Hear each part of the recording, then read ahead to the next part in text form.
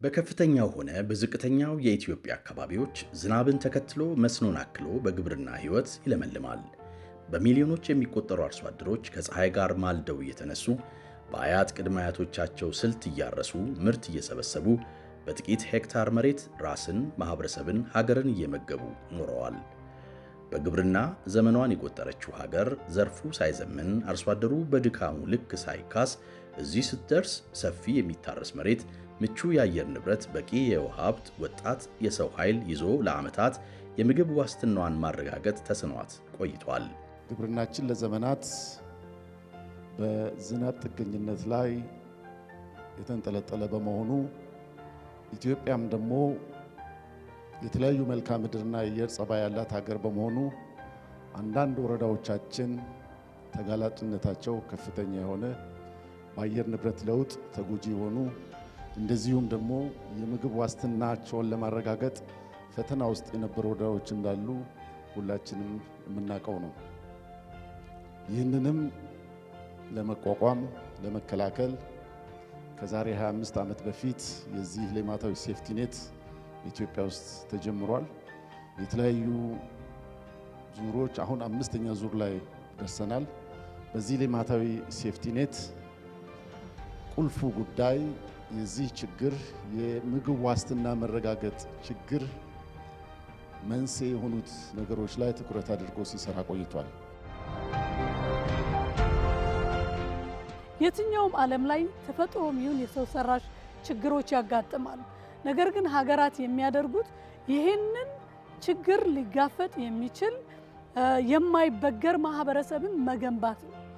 ትልቁ እየሰራን ያለነው ያ ነው። ችግሮች ሊከሰቱ ይችላሉ፣ ግን ያንን የማይበግረው ማህበረሰብ ፈጥረን ያንን መሻገር የሚችል ህዝብ መፍጠር ማለት ነው። ሶሳይቲን እንዲፈጠር ማድረግ ላይ ነው እየተሰራ ያለው።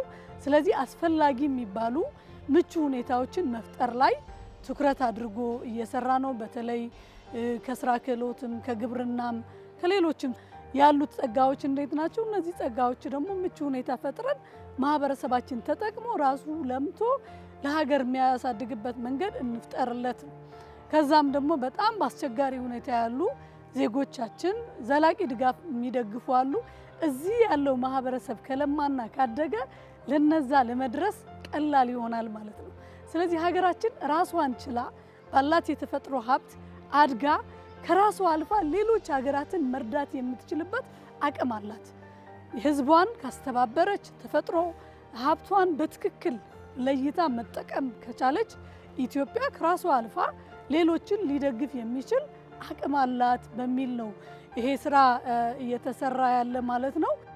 ባለፉት ጥቂት ዓመታት ሀገር በእምቅ ሀብቷ ላይ እንድትነቃ በምግብ ሉዓላዊነቷ ላይ እንድትበቃ ትኩረት በመደረጉ በኖረ ልማዷ ላይ ተነስታለች።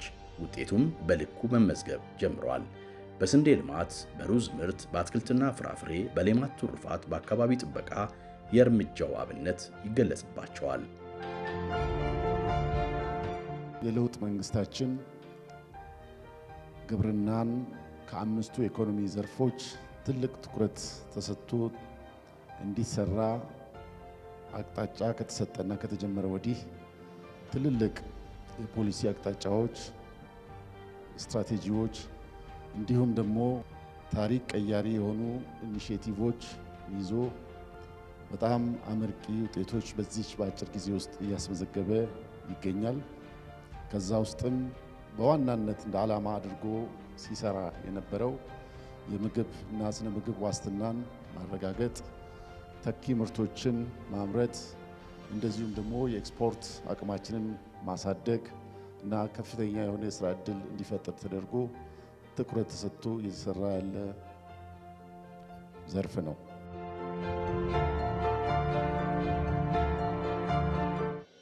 ኢትዮጵያ ለእድገቷ ስትተጋ ካስቀመጠቻቸው 5ቱ የኢኮኖሚ ሞተሮች ዋነኛው አንቀሳቃሽ ተደርጎ የሚቆጠረው ግብርና የሀገር አቅም እየሆነ መጥቷል። የምግብ ዋስትናን እያረጋገጠ ተኪ ምርት እየጎለበተ የውጭ ምንዛሪ እያስገኘ የኢኮኖሚ ዋልታነቱን ማስመስከር ይዟል ግብርና። በልማታዊ ሴፍቲኔትም ዜጎችን ከተረጂነት በማውጣት ሚናው ልቋል።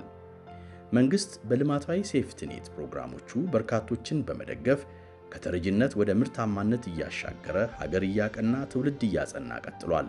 ባለፉት ጥቂት ዓመታት ተግባር ላይ በዋለው ኢኒሼቲቭ የተመዘገቡ ውጤቶች፣ ያጋጠሙ ችግሮችና ወደፊት ሊሰሩ በታቀዱ ጉዳዮች ላይ ጥናታዊ ጽሑፍ ቀርቦ ከባለድርሻ አካላት ጋር ውይይትም ምክክርም ተደርጎ ነገ በአዲስ እይታ ተቃኝቷል። ከተረጂነት ወደ ምርታማነት ለተሟላ ሀገራዊ ክብርና ሉዓላዊነት የሚለው መልእክት ትልቅ መልእክት ነው። ያው መልእክት ሲቀረጽ ሁለት ነገሮችን ይይዛል በአብዛኛው። አንደኛ አሁን ያለንበትን መሰረታዊ ነባራዊ ሁኔታ፣ ቀጥሎ ወደ ምን ደርስበት አቅጣጫ እና ወደ ምን እንደምንሻገር የሚያሳይ ነው። ኢትዮጵያ ሉዓላዊ ግዛቷን አስጠብቃ የቆየች ሀገር ናት። በሌላ በኩል ደግሞ ስሟ ብዙ ነገር የተሟላለት ሆኖ ሳለ በአግባቡ ባለመመራቱ ትክክለኛ ፖሊሲ ተቀርጾ ህዝባችን ከችግር የሚያወጣ ስራ ባለመሰራቱ በተረጂነት በልመና የምትታወቅ ሀገር ሆና ተቆይታለች። ይሄን ሁኔታ ለመቀየር ከስረ መሰረቱ መንግስት ወስኖ ፓርቲያችን ብልጽግና ደግሞ ይሄን ጉዳይ አጀንዳ አድርጎ የኢትዮጵያን ህዝብ ወደ ተሟላ ሉዓላዊነት ለማሻገር የሚያስችል የብልጽግና ጉዟችን ስኬታማ ለማድረግ ምቹ መሰረት የሚጥል ተግባር ውስጥ ገብቷል። ግብርናን ከባህላዊ ወደ ዘመናዊ የአመራረት ስርዓት እንቀይራለን ብለናል።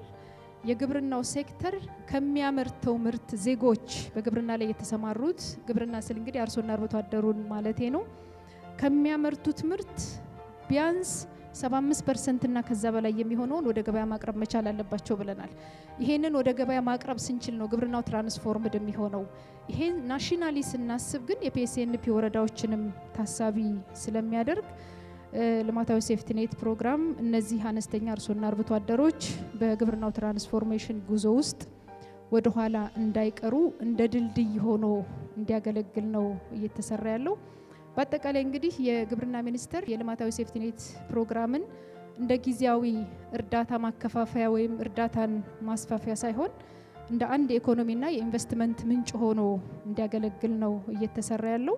የፖሊሲ ማዕቀፉም ትኩረት ከእጅ ወዳፍ የሆነውን አመራረት ራስን የቻለ ማህበረሰብ መፍጠርና እንደ ሀገር ጥሩ ስራዎች እየተሰሩ ነው ያሉት።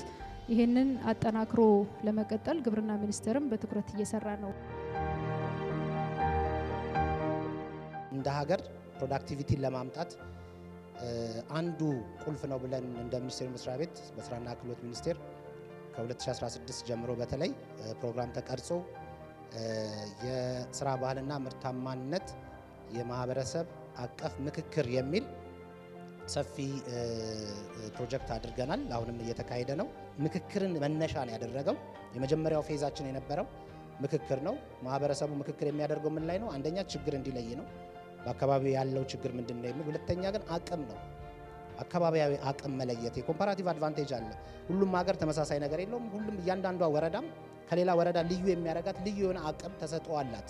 በዚሁ ፓዝ ውስጥ የመጡ ወረዳዎችን ወደ ውድድር ውስጥ ለማስገባት እንደዚሁ የቀረጽነው ፕሮጀክት አለ። ሰው ቀጥሎ የምናደርገው እያንዳንዷ ወረዳ ልዩ የሚያደርጋትን ተወዳድሬ የተሻለ ቢዝነስ አፈራበታለሁ የምትልበትን የፕሮጀክት ሀሳብ ከወረዳ ጀምሮ ውድድር በማድረግ በፌዴራል ደረጃ አሸናፊ ሆነው በዛ መንገድ የማበረታቻ ኢንሴንቲቭ ማዕቀፍ ውስጥ ለማስገባት እንደዚሁ እንቅስቃሴ ጀምረናል። አሁን ላይ ኢትዮጵያ ባደረገችው የብዝሃ ኢኮኖሚ ስርዓት ማሻሻያ ፖሊሲ ግብርና ብዙሃኑን የሚያጸና፣ ኢኮኖሚውን የሚቀርጽ፣ መጪውን ዘመን በውጤት የሚያርቅ ቁልፍ የሀገር የምግብ ሉዓላዊነት ዋስትና እየሆነ መጥቷል። ከተረጂነት ወደ ምርታማነት ተብሎ የተቀረጸውን ኢኒሼቲቭ ወስደን እንደ ክልል ትልልቅ እንቅስቃሴ ውስጥ ገብተናል። በዚህ ኢኒሼቲቭ አካባቢያችን ላይ ያለውን ጸጋዎች ምንድናቸው የሚሉትን ነገሮች ነው ወደ ማየት የገባ ነው ማለት። የሴፍቲኔት ተጠቃሚዎች እኛ ሰርተን መቀየር እንችላለን። እኛ ጸጋዎች እጃችን ላይ ናቸው። እናንተ ያላያዋቸዋቸው ወንዞች እዚህ ሰፈር ላይ ነበሩ። እናንተ ያላያዋቸዋቸው አግሮ ኢኮሎጂና ሁሌም ልናመርትበት የምንችለው አካባቢ እዚህ ሰፈር ላይ ነው ያለው። ማሩን አላያችሁ፣ ፍየሎቹን በጎቹን አላያችሁ። እናንተ ያያችሁት ስንዴውን ብቻ ሊሆን ይችላል እስከ ማለት ድረስ ደርሶ ያሉንን ጸጋዎቻችንን እንድንለይ በትክክል ያሳዩን፣ በዛ ላይ ተግባብተን ወደ ስራ የገባንባቸው ሁኔታዎች ናቸው ማለት ነው። እንደ ኦሮሚያ ከ245,000 አባወራዎች በላይ ከሴፍቲ ኔት ግራጁዌት አስደርገናል። አድጓል። ፈልጎ ተማምኖበት አምኖ አድርጓል። በትክክልም ደግሞ ጥሪቶችንም አፍርቶ ማለት ነው።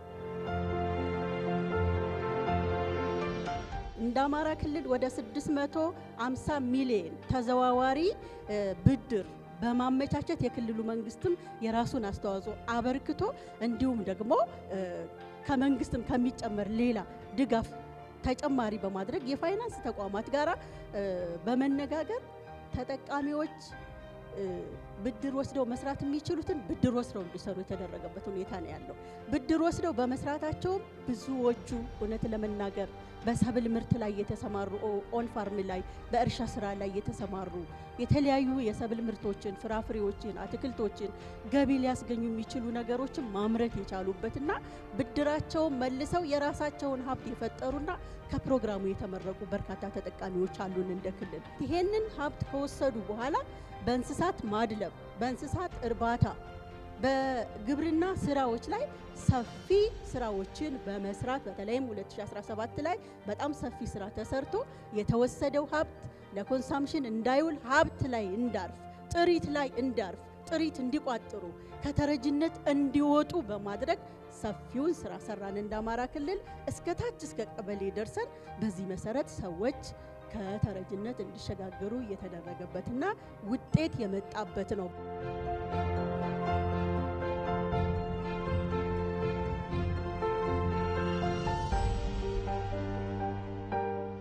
የአየር ንብረት ለውጥ የተፈጥሮ ሀብት እንዲመናመድ በማድረግ ቆላማ ቦታዎች እንዲስፋፉ፣ በዚህም ሰበብ ደግሞ ምርታማነት እንዲቀንስ፣ የህብረተሰቡም የራሱ ምግብ ዋስትና ለማረጋገጥ ጠንቅ የሆኑ ነገሮች እየተስፋፉ በመምጣታቸው እነኚህ ወረዳዎች የተወሰኑ ቦታዎች በተደጋጋሚ በእርዳታ ሲተዳደሩ የነበሩ ወረዳዎች ናቸው። ይህ ፕሮግራም ከተቋቋመ ወዲህ እነኚህን መሰረታዊ የሆኑ ችግሮች ላይ ትኩረት አድርጎ በመስራት አንደኛ የአካባቢ ጥበቃ ስራዎች፣ ሁለተኛ ደግሞ አካባቢው ከለማ ከተጠበቀ በኋላ ለድርቅ የሚጋለጡት ነገሮች ለመቋቋም ስፔሻሊ በውሃ ልማት ላይ በኢሪጌሽን ላይ ትኩረት አድርጎ በመስራት ኢሪጌሽን ስኬሞች ከተሰሩ ደግሞ ልማት እሱ ላይ ተንተርሶ እንዲሰሩ በማድረግ በእንስሳቱም በሰብሉም ዘርፍ እነኛ ቦታዎች እንዲለሙና ከተረጂነት ወደ ትርፍ አምራችነት እንዲቀየሩ ጥሩ መሰረት የጣለ ፕሮግራም ነው። ዜጎች በተቀረጸው ፖሊሲ እየታገዙ ከመጠበቅ ወደ ማፍራት እየተሻገሩ ምልከታቸውን ከዘመን ጋር እያነጹና እያበዙ ነገን አሻግረው ማየት ጀምረዋል።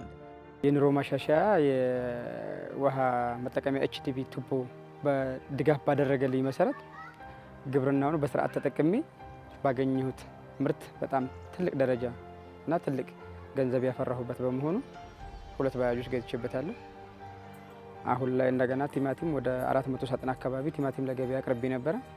በዚያ ደግሞ አሁን ወደ 10 እናት ፍየሎች ገዝቻለሁ እና በጣም አሪፍ ነው። ወጥረን ከሰራን ውሃ አለ፣ በቂ ውሃ አለ። የሚያስፈልገው በቃ ጥሩ አእምሮና ጎበዞ ነው፣ በርተው መስራት ነው። ሴፍቲኔት ሆጀታ ቱሬ ቃራ ጊዜ ዱራ ሴፍቲኔት ከነ ሆጀዱ ዋንተ ከለኝ ቀቡ በሴፍቲኔት ታቅፌ እየሰራው ነው። ያኔ ምንም ነገር አልነበረኝም። ሴፍቲኔት ገብቼ መስራት ከጀመርኩ ወዲህ ግን በሲንቄ ባንክ በየወሩ እየቆጠብኩ ቆይቼ ፍየሎች ገዛው። ከፍየሎች በኋላ ወይፈን ገዛው። ከዛ በኋላ ደግሞ በ2017 ዓ.ም ጥቅል ጎመን አልምቼ እሱንም ከ290 ሺህ ብር በላይ ብር ሸጫለሁ። ባሳለፍነው ዓመት ክረምት ደግሞ በተከታታይ 3 ጊዜ አልምቼ ከ700 ሺህ ብር በላይ መሸጥ ችያለሁ።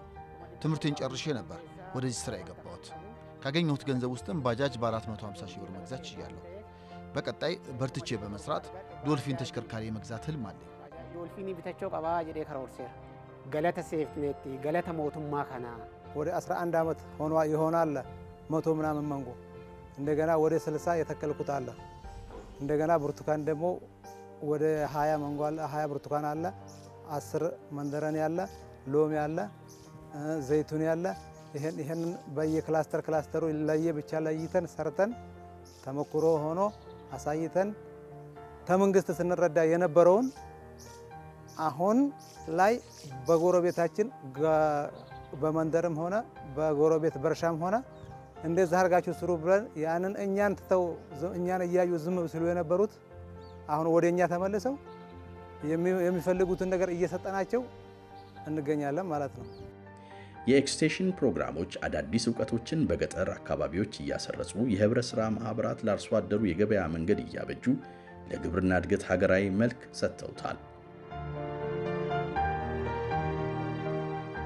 ግብርና ሚኒስቴር የልማታዊ ሴፍቲኔት ፕሮግራምን ከድጋፍ ባለፈ ዜጎች ራሳቸውን እንዲችሉና ለሀገር ምርታማነት አስተዋጽኦ ማበርከት እንዲችሉ ይህንንም ፕሮግራም ምርታማ ብቻ ሳይሆን ውጤታማ እንዲሆን የተለያዩ የፖሊሲ ማሻሻያዎችንና የአሰራር ስርዓቶችን ዘርግቶ እየሰራ ነው ያለው። አንደኛው የፖሊሲ አቅጣጫና ግብ እንዲሁም እየሰራን ያለነው ስራ ዜጎችን ከተረጅነት ወደ ምርታማነት ነው። የዚህ የፖሊሲ አቅጣጫ ትልቁ ግብ ድጋፍ ተቀባዮች በቋሚነት በሴፍቲኔት ላይ እንዲቆዩ ሳይሆን ራሳቸውን እንዲችሉ ማምረት እንዲችሉ ሁኔታዎችን መፍጠርና ማመቻቸት ያስፈልጋል ብሎ በርካታ ስራዎች እየተሰሩ ነው ያሉት። ከዚህ ውስጥ አንደኛው ለተጠቃሚዎች የቴክኖሎጂ አቅርቦትና ተደራሽነት ላይ ሰፊ ስራ እየተሰራ ነው ያለው። በላይቭ ስቶክ ለሚሰማሩ መነሻ የሚሆን የቴክኖሎጂ አቅርቦት ላይ እየተሰራ ነው ያለው። ከዚህ ባሻገር ደግሞ የብድር አቅርቦት ነው። እንዳጠቃላይ የግብርናውን ሴክተር ስናየው በቂ የሆነ የብድር አቅርቦት እንኳን ባይኖርም በዚህ ፕሮግራም የታቀፉ ዜጎች ግን የነሱን ባህሪ ታሳቢ ያደረገ የብድር አቅርቦት እንዲኖር ስራዎች እየተሰሩ ነው ያሉት። ክቡር ጠቅላይ ሚኒስትራችን እንግዲህ ከተረጅነት ወደ ምርታማነት በሚል ኢኒሼቲቭ ስራ ተጀምሮ በተለይ በሴፍትኔት ላይ ሲደገፉ የነበሩ ዜጎቻችንን ከመቀነስ በስራ መልማት እንደሚቻል ሀገር መቀየር እንደሚቻል ማስተማር እንዳለብን። ስለዚህ ሶሻል ሴፍትኔት ከምንለው ይልቅ የኢኮኖሚ ኢንክሉዥን የምንለው ወይ ደግሞ የኢኮኖሚ አካታችነት በኢኮኖሚው ትልቅ ሚና እንዲኖራቸው ማህበረሰባችንን ማድረግ ነው። የወጣት አቅም ነው ኃይል አለ ስንል ወጣቶቻችን የስራ እድል እንዲፈጠርላቸው የማድረግ ሴቶቻችን፣ እንዲሁም አካል ጉዳተኞች፣ ሌሎች የማህበረሰብ አካላትን ስራ እንዲሰሩና ራሳቸው ቀይረው ሌላው ማህበረሰብ ሊቀይሩ የሚችሉና ለሌሎች ዜጎቻችን ስራ እድል እንዲፈጥሩ ሊያስችል የሚችል ምቹ ሁኔታን መፍጠር ነው። ከ2005 ጀምሮ እስካሁን ድረስ ስንረዳ ነበር። ግን አሁን ደግሞ ራሳችን ማሳ ላይ አምርተን ሁሉ ነገር እንትን ብለን ገበሮቹን ወደኛ ስበን ስናበቃ መንጎ በደረሰ ሰዓት ይሄን መንጎ ለቅመን እንኩ ውሰዱ እያል እየሰጠን እንገኛለን። ኡዱ መስኖ ቀም ኡዱ ለፈቀም መስኖ እያለን መሬት እያለን ውሃ በአካባቢያችን እየፈሰሰ ሳያውቁበት ድህነት ውስጥ ያሉ ሰዎችን ሰርታችሁ ተለወጡ ላለ ስሩ ከሰራችሁ ነው ለውጥ ያለው ብለን የአካባቢያችንን ሰዎች እየመከርን እኛም በተግባር አርያ ሆነን መንግስትን እያመሰገንን ነው። ካሁን በኋላ ወደ ሴፍቲኔት አልመለስም። ጉዞዬ የከፍታ ነው። ወደዛ ቦታ አልመለስም። ከዛ ወጥቻለሁ ላለ ደረጃማን ኦልደ ያማለ በከሰኒት እንደው በከሰኒ ከኤራ የችል ተረጅነት በጣም ያዳክማል። የሚጠቅመውም ነገር የለም፣ አይጠቅምም። እንደውም አንተ ሰርተህ በአንተ ዙሪያ ያሉ ወጣቶች ጓደኞችህን ወደ ስራ አስገብተህ አብራችሁ ተደራርታችሁ ያለውን ነገር እኛን እያየ እኔ አንድ ሰው አይቶ 10 ሰው በዙሪያ ስራ ጀምሯል። እነዛን 10 ሰው ደግሞ አይቶ ደግሞ 20-30 ሰው በዙሪያው ሲሆን በአማካኝ በአጠቃላይ በሀገራችን ላይ ያለ ተረጅነት ያለው ሰው በዚህ መልኩ የተሳሰረና አብሮ ጓደኛ በመሆን በመተሳሰር ቢሰራ የበለጠ ነገር መጠቀም እንችላለን ብዬ አስባለሁ።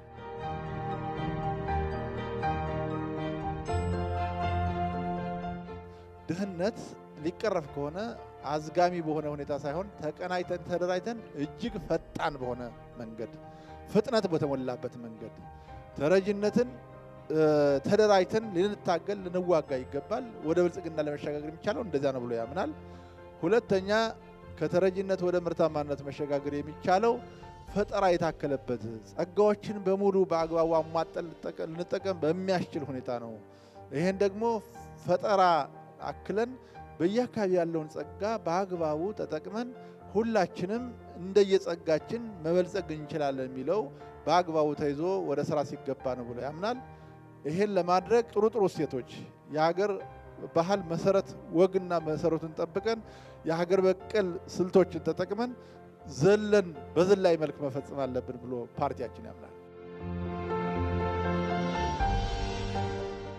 በቅርቡ ሜቢ 2 ዓመት ገደማ ላይ መንግስታችን ተጨማሪ ይህንን የሚያጠናክር ኢኒሼቲቭ በመጀመሩ ያውም ከተረጂነት ወደ ምርታማነት በሚለው ኢኒሼቲቭ 4.2 ሚሊዮን የሚቆጠሩ የህብረተሰብ ክፍላችን ከዚህ ችግር እንዲላቀቁ ትርፍ አምርተው ለሀገራችን ምግብ ዋስትና መረጋገጥ እንደዚሁም ደግሞ ሀገራችን የያዘችውን የምግብ ሉዓላዊነት መረጋገጥ የራሳቸውን አስተዋጽኦ እያደረጉ ይገኛሉ።